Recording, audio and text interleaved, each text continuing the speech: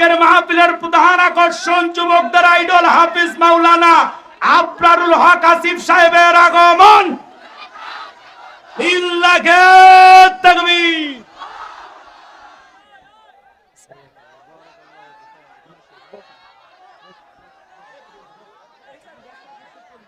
দাদা এই সাইডে আসেন।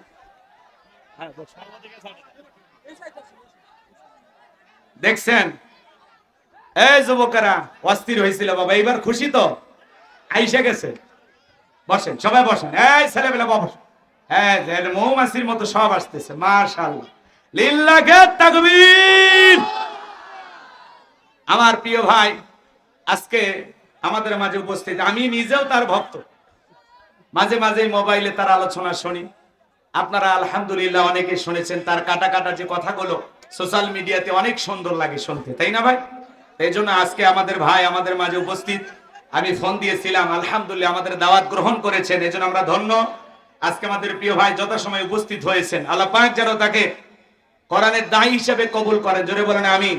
তার কণ্ঠকে আল্লাহ সারা বিশ্বের জন্য কবুল করেন, জোরে বলেন আমিন। চেহারাটাও যেমন কণ্ঠটাও তেমন, মাশাআল্লাহ বলেন। এবার চলেন আমি শেষ কথা বলে দিয়ে যাই। আসলে মেহমানকে বসায় রেখে কথা বলা উচিত না, যেহেতু উনিও মেহমান আমিও মেহমান। আজকে ওনাকে বসায় রেখে 10 মিনিট ওয়াজ করলে আর এক জায়গায় আবার আমারে আধা ঘন্টা বসায় রেখে আর এক বক্তা ওয়াজ করবে, কথা কি বোঝেন নাই? এই জন্য ভাইকে বসায় রেখে আমি কথা বাড়াতে চাচ্ছি না, সংক্ষিপ্ত কথা। ভাই বসেন, এই ভাই বসেন, ভাই সেলফি একটু পরে, একটু পরে। জি জি বসেন, সবাই বসেন, সবাই একটু বসেন, বসেন। এই ভাই বসেন, ধৈর্য ধরে বসেন, বসেন বসেন, বসে যান। আবার বেশি জোরা তালি মারলে। জি চাচা, এই যুবকেরা, এই ভাই বসেন বসেন। শুধু হুজুরের সফর সঙ্গী ছাড়া আর কেউ থাকবেন না, বসেন সবাই বসেন, এভাবে দাঁড়িয়ে থাকবেন।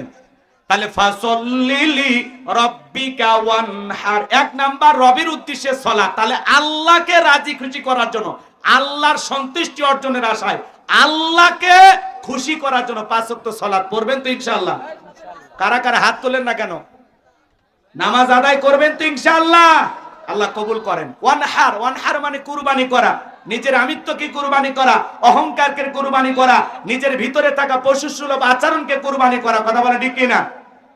এদিক দেশের জন্য জান মাল অর্থ সবকিছু কুরবানি হবে। কার জন্য? জোরে বলেন কার জন্য? তাহলে আল্লাহর জন্য সবকিছু কুরবানি করতে রাজি আছেন তো ইনশাআল্লাহ?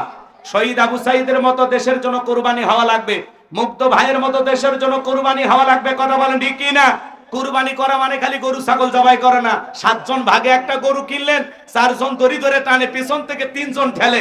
এমন গরু যেই গরুর উপরে বয়স্ক ভাতা ওয়াজিব, এমন দুর্বল গাবি জবাই করলে হবে না। আল্লাহ রাব্বুল আলামিন বলেন তাসুরুন নাদিরিন, এমন একটা চমৎকার আকর্ষণীয় হুষ্টপুষ্ট গাবি জবাই করতে হবে যেটা মোটা তাজা দেখতে সুন্দর, কথা বলেন ঠিক কি না? কুরবানির ওয়াজ পরে করা যাবে ইনশাআল্লাহ। কুরবানি যারা দিবেন 3টা জিনিস খেয়াল রাখবেন। 1 নাম্বার নিয়ত সহি, 2 নাম্বার টাকাটা হালাল হওয়া লাগবে, আর 3 নাম্বার নামাজি হয়ে কুরবানি দেওয়া লাগবে। দেবেন তো ইনশাআল্লাহ? আল্লাহ কবুল করুন। ইন্না শানিয়া কাহুয়াল আবতার। নবী গো, যারা আপনাকে লেজ কাটারি বংশ বলে আপনি মন খারাপ করবেন না, কষ্ট মনের মধ্যে নেবেন না। ও নবী, শিশুকালে আপনার সন্তানগুলোকে নিয়ে সেজন্য কষ্ট মনের মধ্যে নেবেন না। নবী গো, এই পৃথিবীর জমিনে আমি আল্লাহ রাব্বুল আলামিন আপনাকে মহব্বত করা, আপনাকে ভালোবাসার কোটি কোটি রুহানি সন্তান পাঠাবো, যারা আপনার জন্য জীবন দিতে প্রস্তুত থাকবে। বলুন আল্লাহু আকবার। তাম পৃথিবীতে 200 কোটির উপরে মুসলমান, আমরা সবাই নবীজির রুহানি সন্তান। সুবহানাল্লাহ কর। আমরা নবীর কি সন্তান বলেন? রুহানি সন্তান। এদিকে খেয়াল করেন ভাই, এ যুবকেরা বসো বাবা, বসো, পরিবেশটা সুন্দর করেন, সবাই বসেন, সবাই বসেন। আলহামদুলিল্লাহ কালেকশন হয়ে গেছে তো নাকি বলেন যুবকেরা? হ্যাঁ, ভাইয়ের সাথে ফোনে কথা হয়, মাশাআল্লাহ, বসেন, হয়ে গেছে আলহামদুলিল্লাহ। আর আমরা ভাইকে কষ্ট দেব না। আমি শেষ কথাটা যেটা বলতে চাচ্ছিলাম, আজও পৃথিবীর জমিনে নবীকে গালি দেবে যারা, এদিকে খেয়াল করেন, ফ্রান্সের যারা দেয়ালে দেয়ালে কার্টুন প্রদর্শন করতো, নাকটা বেঁকা করিয়া, দাড়িটা বেঁকা করিয়া, বলে ইনি মুহাম্মদ, জোরে কর নাউজুবিল্লাহ। আমার নবী কি দেখতে কার্টুনের মতো? এই পৃথিবীর সবচাইতে সুন্দর মানুষটির নাম মুহাম্মদ রাসূলুল্লাহ সাল্লাল্লাহু আলাইহি ওয়াসাল্লাম, যে নবীর চরিত্রের সার্টিফিকেট আল্লাহ দিয়ে বলেন ওয়া ইন্নাকা লাআলা খুলুকিন আযীম, নবী গো আপনি হলেন পুত পবিত্র মহান চরিত্রের অধিকারী।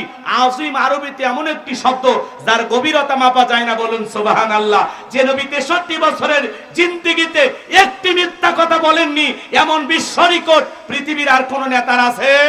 সেই নবীকে আদর্শ মানতে রাজি আছেন তো ইনশাআল্লাহ? সেই নবীকে গালি দিয়েছিল ওলীদ বিন মুগীরা, কথা বলার সুযোগ নাই। আল্লাহ আয়াত নাজিল করে বলেন উতুল্লিম বাদা যালিকা জানিম, নবী গো এই ওলীদ বিন মুগীরা হলো পিতৃ পরিচয়হীন জারর সন্তান, এর জন্মের ঠিক নাই, একটা বাস্টার্ড।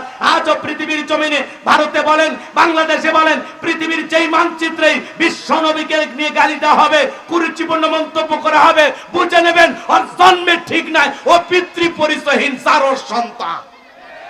কেউ যদি আমার বাপকে গালি দেয় মাইনে নেব, আমার মারে গালি দিলে আমি মাইনে নেব, আমাকে গালি দিলে আমি মাইনে নেব। কিন্তু বিশ্ব নবীকে যদি কেউ কুরুচিপূর্ণ মন্তব্য করে, আম্মা জান আয়েশাকে যদি কেউ গালি দেয়, ওই নাস্তিক বেঈমানকে ধইরা ওর বুকের উপরে চইরা জিহ্বা টানতে ছিঁড়ে কুকুরকে খাওয়াই দেব। নবীজির অপমান মেনে নেওয়া হবে না। নবীর জন্য কারা কারা জীবন দিতে প্রস্তুত, দুই হাত তুলে আল্লাহকে দেখা। লিল্লাহি তাকবীর। বিশ্ব নবীর অপমান সইবে না রে মুসলমান, বিশ্ব নবীর অপমান। হাত টান টান করে তোলেন, আখিরি মুনাজাত পর্যন্ত থাকবেন তো ইনশাআল্লাহ? আমার ভাই যতক্ষণ আছেন ততক্ষণ আপনারা ধৈর্য সহকারে আলোচনা শুনবেন ইনশাআল্লাহ। বক্তা শ্রোতা সবাইকে আল্লাহ পাক শেষ পর্যন্ত ধৈর্য সহকারে কথাগুলো বলে, এই কথাগুলো যেন আমরা বাস্তব জীবনে আমলও করতে পারি, আল্লাহ যেন সেই তৌফিক আমাদেরকে দান করেন। জোরে বলুন আমিন। ওয়া আখিরি দাওয়ানা আনিল হামদুলিল্লাহি রাব্বিল আলামিন। আসসালামু আলাইকুম ওয়া রাহমাতুল্লাহি ওয়া বারাকাতুহু। এখনো যারা দান করতে পারেন নাই, সুযোগ আছে, ছেলেপেলের হাতে আপনারা দান করবেন ইনশাআল্লাহ। আমাদের ভাই এসেছেন, উনি প্রাণ ভরে কথা বলবেন, কেউ বিশৃঙ্খলা করবে না ভাই। এই কোনো কথা হবে না। ভাই বসেন বসেন, আপনারা বসেন বসেন, এত কথা বলেন কেন? মিডিয়ার ভাইয়েরা আপনারা বসেন, সবাই বসেন।